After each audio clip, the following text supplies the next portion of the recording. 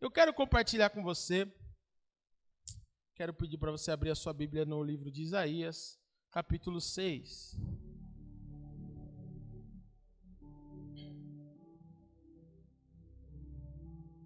Isaías, capítulo 6.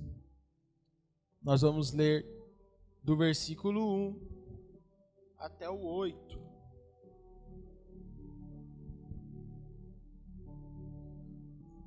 No ano da morte do rei Uzias, eu vi o Senhor assentado sobre um alto e sublime trono, e as abas de suas vestes enchiam o templo. Serafins estavam por cima dele, cada um tinha 6 asas, com 2 cobria o rosto, com 2 cobriam seus pés, e com 2 voava. E clamavam uns para os outros, dizendo: Santo, Santo, Santo é o Senhor dos exércitos, toda a terra está cheia da sua glória. As bases do limiar se moveram à voz do que clamava, e a casa se encheu de fumaça. Então disse eu: ai de mim, estou perdido, porque sou homem de lábios impuros, habito no meio de um povo de impuros lábios, e os meus olhos viram o Rei, o Senhor dos exércitos. Então um dos serafins voou para mim, trazendo na mão uma brasa viva, que tirara do altar com uma tenaz. Com a brasa tocou a minha boca, e disse: eis que ela tocou os teus lábios, a tua iniquidade foi tirada, e perdoado o teu pecado. Depois disso, ouvi a voz do Senhor que dizia: a quem enviarei? Quem há de ir por nós? Disse eu: eis-me aqui, envia-me a mim. Amém. Até aqui. Eu quero destacar com você nessa manhã 3 reações ao ter contato com a glória de Deus. Nós acabamos de ler que este profeta, cujo nome é Isaías, teve uma visão e viu o Senhor. Ele viu o Senhor assentado num alto e sublime trono. Então a glória do Senhor encheu o lugar onde ele estava. O pastor Maurício pregou sobre isso estes dias. E não faz pouco tempo não, mas foram uns meses atrás aí. Mas não é muito nisso que eu quero focar. O que eu quero focar é essa reação de Isaías ao ter o contato com a glória de Deus. Você já teve contato com a glória de Deus? Você já procura na sua mente. Algum dia você já teve uma experiência sobrenatural com Deus? Talvez existam pessoas que vão dizer: olha, eu já tive um dia. Muito obrigado, meu filho. Deus abençoe. Estuda para a prova.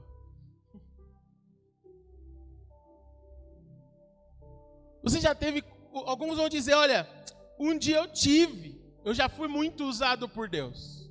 Eu já tive visões. Eu já tive sonhos. Eu já senti a presença de Deus. Mas hoje parece que eu não sinto mais. Outros vão dizer: não, eu ainda não tive. Eu me converti, nunca tive uma experiência sobrenatural com Deus. Outros talvez estejam buscando por isso. Mas, tendo contato com a glória de Deus, qual é a reação do ser humano?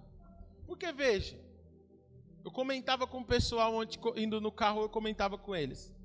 Nós estamos aqui, quando nós estamos adorando a Deus, quando nós oramos, quando nós falamos da palavra de Deus, nós estamos mexendo com algo que transcende a nossa racionalidade, não é?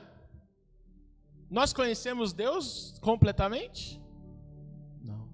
Nós conhecemos o mundo espiritual completamente? Não. O que nós sabemos através da revelação da palavra de Deus é pouco.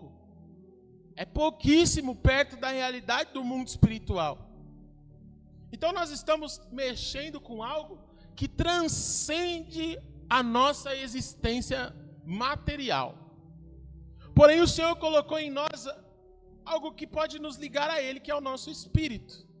Nós temos o nosso espírito E nós temos o Espírito de Deus que vem habitar em nós. Tudo isso para que tenhamos um relacionamento com Deus. Mas então qual é a reação nossa quando nós temos contato com esse sobrenatural? Quando algo acontece de diferente, foi o que aconteceu. Isaías teve uma visão de Deus, a glória do Senhor encheu o lugar em que ele estava. Eu quero destacar com você a primeira reação. No versículo 5, ele diz assim: então disse eu, ai de mim, estou perdido. Aqui está, então gritei, ai de mim, estou perdido, porque sou um homem de lábios impuros e vivo no meio de um povo de impuros lábios. A primeira reação é reconhecer a nossa natureza pecaminosa. A primeira coisa, irmãos, alguns pensam que a primeira coisa, o que a gente faz quando tem um contato com Deus é falar em línguas. Outros pensam que a primeira coisa que faz é sair rodando, é sair pulando. Não é por isso que o poder de Deus é manifestado. Se você fala em línguas, amém, é um dom. Mas não é por isso que o poder de Deus é manifestado. O poder de Deus é manifestado para que haja transformação. Paulo vai falar aos romanos que o evangelho é o poder de Deus para a transformação. O evangelho é o poder de Deus para a justiça ser estabelecida. Como justiça será estabelecida se nós somos injustos? A nossa justiça não é a justiça de Deus. Nós temos uma justiça humana que, assim, ela é tudo menos justiça. A justiça, a Bíblia diz que a justiça de Deus é perfeita. Então, como algo injusto pode ter contato com o perfeitamente justo? Como algo injusto pode ser tocado pelo perfeitamente justo? Então, o poder de Deus se manifesta para que haja transformação.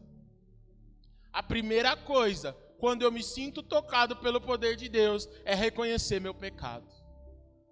Precisa ser a primeira coisa. Se eu, ao ser tocado pelo poder de Deus, eu acho que eu sou melhor que o outro, ao ser tocado entre aspas, eu acho que eu sou melhor que o outro, eu acho que eu sou mais santo que o outro, eu acho que o meu irmão ainda não teve uma experiência que eu tive, então eu sou melhor que ele, eu não tive contato com o poder de Deus. Eu não fui tocado pelo poder de Deus. O poder de Deus não se manifestou na minha vida, porque o meu coração está arraigado no meu pecado. Isaías fala assim: ai de mim, Senhor, o Senhor está manifestando a sua glória aqui, mas ai de mim, porque eu não mereço ter contato assim contigo. Eu sou um homem de lábios impuros. Como esses lábios podem te falar contigo? Como esses lábios podem te louvar se são impuros? Como esses lábios podem ser usados por ti se esses lábios são impuros? Senhor, além de eu ser pecador, o meu povo é pecador. Isaías aqui, além de reconhecer o seu pecado, ele reconhece o pecado da nação. O que nós fazemos é um pouco diferente disso. A gente, às vezes, coloca a culpa na nação, né? Igual o Adão fez. O que Adão fez? Senhor, foi a mulher que tu me deste. Aí a Eva falou, ó Senhor, foi a serpente.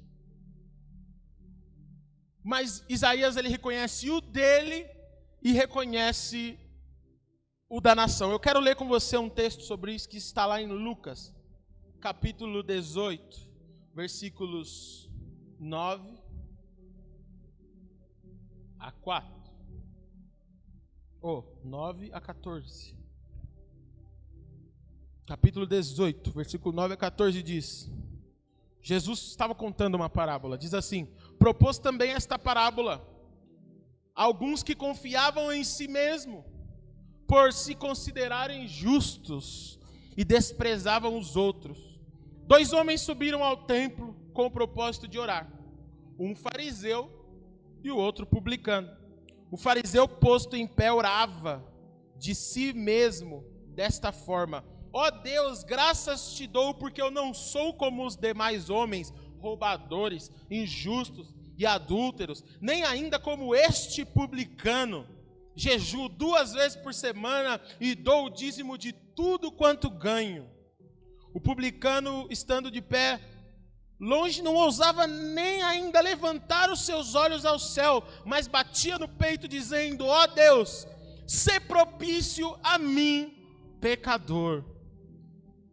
E aí Jesus diz: digo-vos que este desceu justificado para a sua casa, e não aquele, porque todo o que se exalta será humilhado, mas o que se humilha será exaltado. Aqui a gente vê claramente esse processo que passou Isaías, passando na vida desse publicano. Quem era o publicano? O publicano era um pecador que não era digno, o que não era reconhecido pelo judeu, porque ele era cobrador de impostos. Os publicanos, muitas vezes, na maioria das vezes, eles enganavam na cobrança do imposto, cobravam imposto a mais. Era um ladrão. A verdade é essa. Veja bem, nós estamos falando aqui de um pecador mesmo. Só que o fariseu é melhor, porque ele conhecia a lei, porque ele cumpria religiosamente a lei. E aí está o problema, quando nós cumprimos a palavra de Deus religiosamente e não sinceramente. Porque Jesus não está procurando religiosos.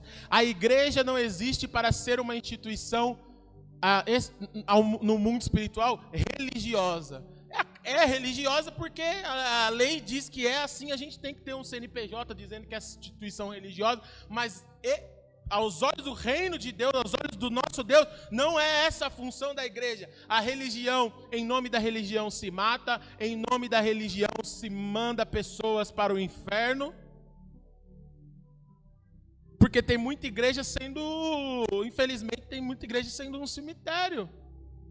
A pessoa chega ruim e na igreja ela é enterrada de vez.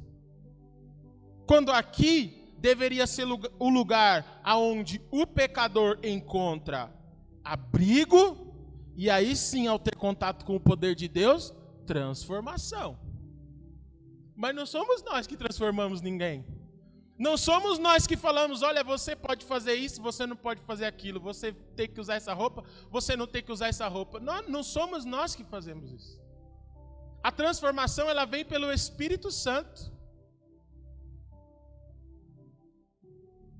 E aqui a gente vê um fariseu falando: mas eu jejuo, eu cumpro a lei, eu cumpro a religião, eu sou melhor que esse cara aí. Obrigado, Deus, porque o Senhor não me fez ruim igual esse pecador aí. Obrigado porque eu não sou igual aos ladrões. E o publicano falando: Senhor, eu sou pecador. Ele fala assim, na minha versão está aqui, ser propício a mim. Põe aí para eu ver como é que está na daqui.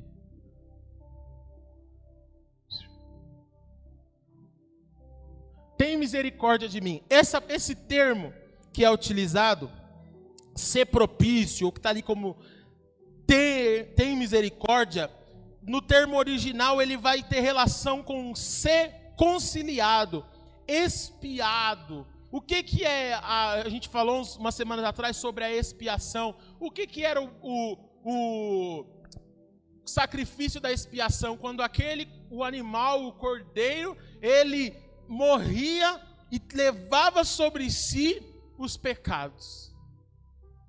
Nesse momento, Jesus ainda não morreu. Então ele está pedindo para Deus: Deus, toma os meus pecados. Eu sou pecador, mas me reconcilia contigo. E aí depois Jesus morre na cruz e é Ele quem nos reconcilia com o Pai. É Ele que é o cordeiro da expiação. De certa forma, mesmo sem conhecer e sem saber o que clamava, esse publicano está clamando por Jesus. Ele está querendo ser reconciliado. Irmãos, esse deve ser o desejo do nosso coração todos os dias. Não importa quanto tempo de igreja nós temos, não importa quanto tempo que você frequenta, que você é membro, qual cargo que você tem. Nós temos que nos reconciliar com o Senhor todos os dias, porque todos os dias estamos com o coração sujo. Todos os dias precisamos entrar na presença de Deus e falar: Senhor, sê propício a mim. Eu sou o pecador. Porque no dia que a nossa oração for diferente, a nossa oração estiver dizendo que nós somos bons, que nós somos santos, que nós não somos iguais aos outros, aí a gente está muito longe do Evangelho, muito longe do poder de Deus. Eu quero dizer para você, imagine, a gente tem aqui uma luz, e a luz existe para que nós possamos enxergar com mais clareza, não é? Conforme nos aproximamos da luz, a gente tem clareza com aquilo que precisa ser enxergado. Por exemplo, vamos dizer que às vezes eu sou um pouco desastrado, aí derrubo alguma coisa na minha camiseta. Aí vamos dizer que minha camiseta se sujou. No escuro eu consigo enxergar a sujeira? Não. O que eu preciso? De luz. Então eu preciso chegar perto da luz e perto da luz enxergar que, olha, sujei minha camiseta. Assim funciona com Jesus. Isaías, quando se aproxima de Deus, quando se aproxima da glória de Deus, ele olha para si e fala: estou sujo, estou impuro, preciso ser purificado. Ele não fala: o outro ali, eu estou bom, mas o outro está ruim. Não. Quando nós nos aproximamos de Deus, enxergamos os nossos próprios pecados. O convite do Evangelho é, primeiramente, enxergar os nossos próprios pecados. Deus não nos estabeleceu como juiz para ficar falando do pecado do outro. Hoje eu te convido a olhar para o seu pecado, enquanto eu olho para o meu pecado, e perto de Deus, ao manifestar-se o poder de Deus, possamos enxergar nossas impurezas. E aí, depois disso, algo interessante acontece, voltando lá para Isaías, capítulo 6. Quando ele fala isso, o versículo 6 diz: então um dos serafins voou para mim, trazendo na mão uma brasa viva. Essa brasa viva era a brasa do altar, que está dizendo aqui, que tirara do altar com uma tenaz. Com a brasa tocou a minha boca e disse: eis que ela tocou os seus lábios, tua iniquidade foi tirada e perdoado o teu pecado. O segundo passo aqui é ser purificado. Eu coloquei como reação, mas essa reação já não é mais nossa, porque o que o Senhor espera de nós é reconhecer nossos pecados. Reconhecendo nossos pecados, o Senhor vem nos purificar. Paulo vai falar um pouco mais detalhadamente sobre isso lá em Colossenses, capítulo 3, versículo 1 ao 5. Vamos ler. Colossenses, capítulo 3, versículo 1 ao 5. Portanto, se fostes ressuscitados juntamente com Cristo, buscai as coisas lá do alto, onde Cristo vive, assentado à direita de Deus. Pensai nas coisas lá do alto, não nas coisas que são daqui da terra, porque morrestes e a vossa vida está oculta juntamente com Cristo em Deus. Quando Cristo, que é a nossa vida, se manifestar, então também vós sereis manifestados com Ele em glória. Fazei, pois, morrer a vossa natureza terrena, prostituição, impureza, paixão lasciva, desejo maligno, avareza, que é a idolatria. Por estas coisas é que vem a ira de Deus. Então, quando o Senhor me toca com a purificação, é esse momento, irmão, que eu morro para esse mundo, mas ressuscito com Cristo. É isso que Paulo está explicando. Se eu morri para o mundo e ressuscitei para Cristo, logo então eu penso agora nas coisas que são do alto. Eu agora penso nas coisas que são concernentes ao reino de Deus. Paulo não está falando que a gente é imediatamente arrebatado dessa terra. A gente continua vivendo aqui. A gente continua trabalhando, a gente continua estudando, mas nossa mente e o nosso coração, então, estão nas coisas que são do alto. Como estamos vivendo? Às vezes não chegamos nessa etapa porque não passamos pela primeira de reconhecer o nosso pecado. Ainda estamos iludidos como o fariseu, achando que nós somos bons. Mas o Senhor nos convida a passar pela primeira, chegar na segunda, Ele nos toca com a purificação, Ele nos regenera, aquela imagem de Deus que foi colocada no homem lá na criação, e o pecado tratou de depravar ela, então ela deve ser regenerada pelo Espírito Santo, e aí então nós voltamos a ter comunhão com Deus, voltamos a pensar então nas coisas do reino de Deus. Eu trabalho, eu estudo, mas em primeiro lugar na minha vida está o reino de Deus. Eu trabalho, eu estudo, eu vivo nesse mundo, mas eu não sou mais desse mundo. Agora eu sei que eu venho de outro lugar, a minha origem é do reino de Deus.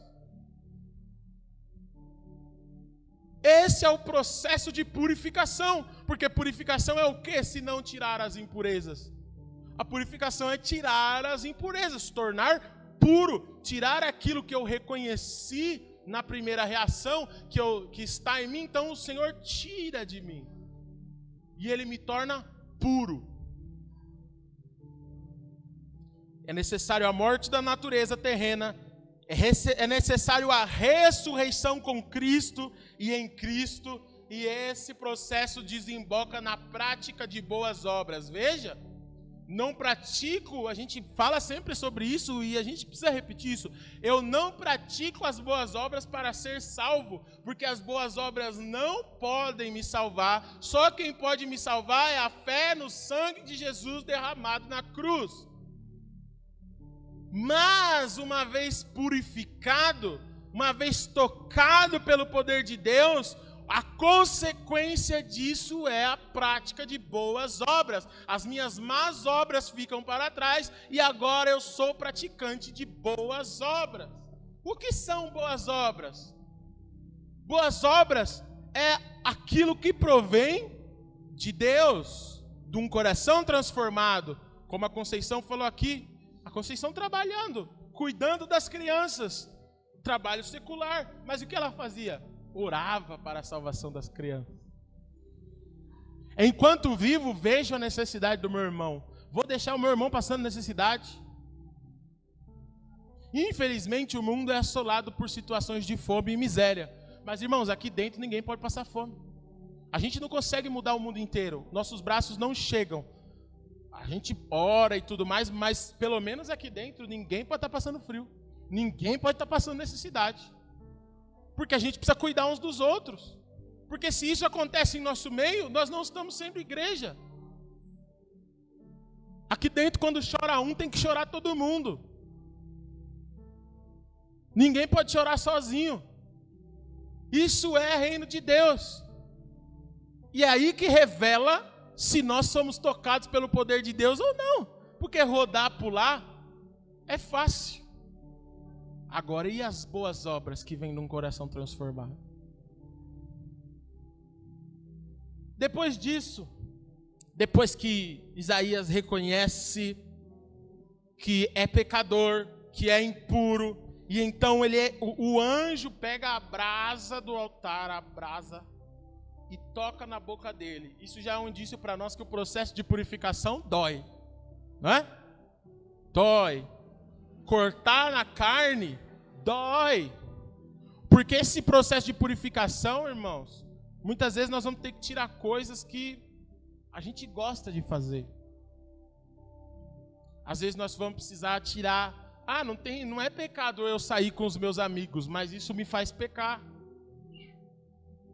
Que eu chego lá, eu peco. Não é pecado eu ter rede social. Problema nenhum. Mas de repente, para mim, a rede social me faz pecar. Eu chego lá na rede social e peco. Corto. Às vezes o outro pode ter, o outro não tem problema com isso. Agora para mim não serve, então eu corto. Que é melhor entrar sem rede social no céu do que com chegar lá no inferno e dar o arroba para Satanás seguir. Não é? De repente, um irmão não tem problema em tomar uma taça de vinho na casa dele. Mas o outro tem, porque já teve problema com álcool e tal, então tem que... Essa é a maturidade. A gente precisa saber, a gente precisa cuidar de nós. Paulo fala, aquele que está em pé, cuide para que não caia. Ele não fala aquele que está em pé, cuida da vida do seu irmão. Aquele que está em pé, cuide para que não caia. Esse é o desafio, continuarmos em pé até o dia que o Senhor Jesus voltar. Então, passando por esse processo, chegamos então a uma parte muito citada desse texto de Isaías, que está lá no versículo 8. Depois disso, ouvi a voz do Senhor que dizia, a quem enviarei? Quem há de ir por nós? Disse eu, eis-me aqui, envia-me a mim. Então, a terceira reação nesse processo é aceitar o chamado do Senhor Jesus nas nossas vidas. Tem gente, irmãos, que já quer o chamado logo no primeiro passo. Tem gente que acabou de se converter, e é normal a empolgação, faz parte da vida do ser humano, mas por isso que existe liderança, para controlar os ânimos. E às vezes a gente passa por chato, né? Os jovens falam, mas é chato, tudo tem seu tempo. Aí a gente se empolga, mas eu quero ser pastor, eu quero pregar, Calma, tem um processo, passe pelo processo. O processo é para que a gente se torne enraizado. O processo é para que na hora que vir a tribulação a gente não caia. Por isso que é o processo, por isso que a gente precisa ser ensinável. Por isso que a gente precisa entender que o Senhor está conduzindo nossa vida, nosso ministério, nossa caminhada. O chamado ele vai vir depois de todo esse processo. Veja, a gente vai se identificando no primeiro, no segundo passo. Então precisa ir gradativamente. Aí sim o Senhor fala, então, a quem enviarei? A voz do Senhor dizendo, a quem eu vou enviar? Quem há de ir por nós? Eu quero ler um comentário do Dr. Russell Shedd, que tem aqui na minha Bíblia, que eu achei muito interessante. Diz assim, e aqui é sobre a resposta de Isaías, que diz prontamente, eis-me aqui, envia-me a mim. O Dr. Shedd diz, a prontidão do profeta em se oferecer à obra missionária sem mais hesitação, deve ser um exemplo para milhares de crentes que, tendo o privilégio de frequentar a igreja com regularidade e estudar livremente a Bíblia sem perseguições, nunca permitem que um conceito de dedicação, de vocação e de missão venha demovê-los do seu egoísmo comodista e irresponsável. Irmãos, não está na moda usar esse tipo de palavra nas pregações, porque hoje as pregações precisam ser aquelas que amasseiam, que massageiam o ego das pessoas, dizendo que você é o centro de Jesus e papapá. Mas esse não é o Evangelho. Se o Evangelho, eu tenho dito isso sempre, se o Evangelho não nos confrontar, provavelmente nós não estamos tendo contato com o Evangelho. Isaías é um exemplo, porque quando ele é purificado, o Senhor fala, quem há de ir por nós? Ele fala, eu. Eis-me aqui, envia-me a mim. Ele nem sabe para onde. Ele nem sabe qual que é a treta. E ele fala, me envia, eu vou. Mas o diabo vai falar, ei, você esqueceu? Isaías, você está esquecendo de uma coisa. Você tem lábios impuros. Você não pode. Não é? Quando você fala, Senhor, eis-me aqui, o diabo fala, você não pode. Você fez isso, aquilo, outro lá no passado. E a hora que você fala, não, você está esquecendo de uma coisa. Eu fui purificado por Jesus. O anjo veio e tocou com a brasa do altar na minha vida. Eu não tenho mais o peso desse pecado nas minhas costas, não. Eu fui purificado por Jesus e agora o Senhor vai me enviar. O Senhor te chama. O Senhor te chama nessa manhã. Não importa a sua idade. De repente você é jovem. De repente você já está em uma idade que para você, na sua concepção, já está avançada demais. Para Deus não tem isso não. Eu quero compartilhar com você para a gente entender esse ponto. Romanos capítulo 10, versículo 14 a 15. 14 e 15. Diz assim: como, porém, invocarão aquele em quem não creram? Como vão clamar por Jesus se eles não creram em Jesus? O problema é que não creram. Aí Paulo diz: e como crerão naquele de quem nada ouviram? Então como é que vai crer de quem que eles nem ouviram falar? Por que eles não ouviram? Eles não estão dando ouvido para a palavra de Deus. Aí Paulo fala: como ouvirão se não há quem pregue?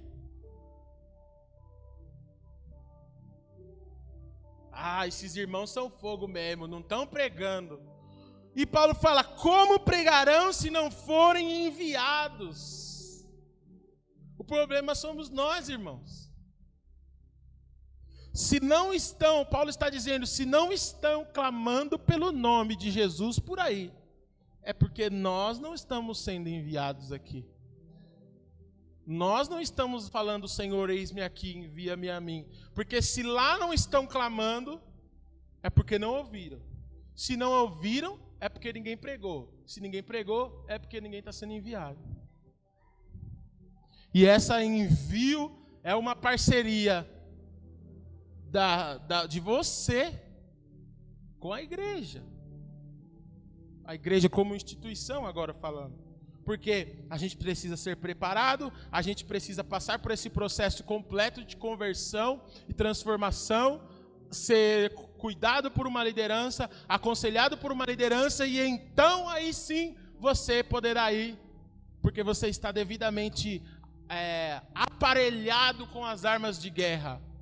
Como uma pessoa, imagina uma pessoa despreparada, indo para pregar por aí, na hora ter que expulsar um demônio, como é que faz? Aconteceu isso na Bíblia. Chegaram lá uns rapazinhos e falaram: sai no nome do Deus de Paulo. Aí o demônio olhou para eles e falou: olha, eu conheço o Deus de Paulo. Eu conheço Paulo, mas vocês são quem mesmo? Nunca ouvi falar o nome de vocês no reino espiritual? Não tenho visto vocês no mundo espiritual. Esse é o problema, irmãos, quando o nosso nome não é conhecido no mundo espiritual. E aí, tomaram um pau. E aí a gente vai falar: Deus não me protegeu. Não, Deus estabeleceu o processo para você passar de purificação, de santificação. A igreja entra aí, porque nós estamos nos ajudando aqui. Nós estamos nos ajudando a caminhar. Por isso é importante a comunidade da igreja. E o Senhor te convida hoje para saber percorrer esses 3 passos, ter este tipo de reação. O Senhor quer derramar o Espírito Santo sobre a sua vida. O Senhor quer te dar experiências com o mundo espiritual. Talvez você tenha orado: Senhor, eu quero também ter dons, eu quero ter visões, eu quero ser usado como profeta. O Senhor quer usar você. E Ele tem te tocado, mas é necessário passar por esse processo. Então eu te convido hoje a reconhecer, começar pelo primeiro passo. Vamos reconhecer as nossas falhas perante o Senhor. Vamos ficar em pé? Nós vamos orar. E nessa oração, eu te convido a ter a oração do publicano.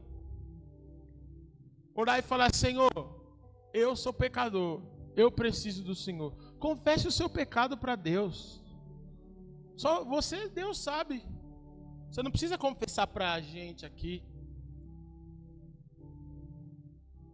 Não, você tem que ir confessar para o pastor. Não, não cremos dessa forma.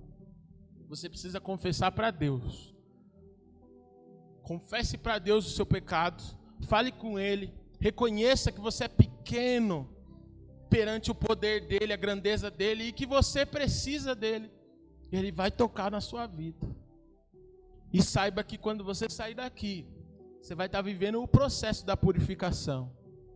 Você vai sair daqui já não vivendo mais nesse mundo. Você foi morto para esse mundo. Você está lá, mas você está morto para o mundo. Você está vivendo para Cristo agora. Agora sua mente vai estar ligada lá nas coisas do alto. Vai estar ligada lá no reino de Deus. É isso que você precisa se ligar. E aí durante a semana vai vir a dificuldade, vai vir a tentação na sua vida, mas se ligue que sua mente agora só pensa nas coisas do alto.